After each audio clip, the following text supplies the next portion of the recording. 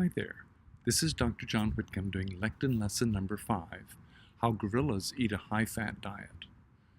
Did you know that gorillas eat a high-fat diet? I didn't either. What they eat is 16 pounds of leaves a day from a variety of different trees. Now those leaves are very coarse and dense, and their stomachs and small bowel can't digest them.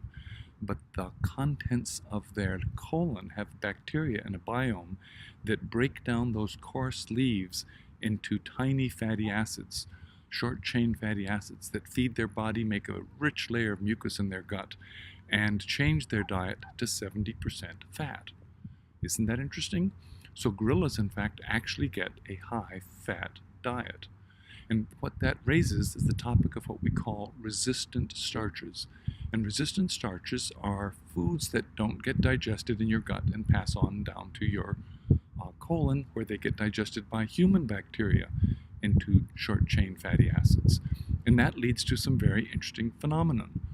One of those are studied on people called the Kitavans off of New Guinea. And the Kitavans live to ripe old age in their 90s, despite smoking like chimneys, and have virtually no heart disease. Now their diet is 30% fat and 70% carbohydrate from taro, which is a tuber or a very resistant starch. And when they eat that, the same thing happens to them as happened to gorillas. What they're really getting is a high-fat diet. We now know that high-fat, that your brain loves to run on ketones, and your arteries feel perfectly happy with that once you're accommodated to it.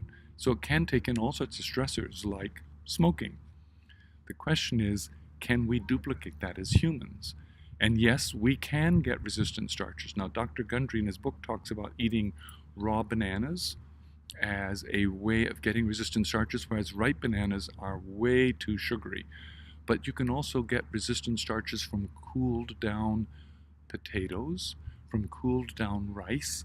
And what happens is the molecule amylose, which in storage form is one shape, in cooked form is very fluffy and very quickly digested.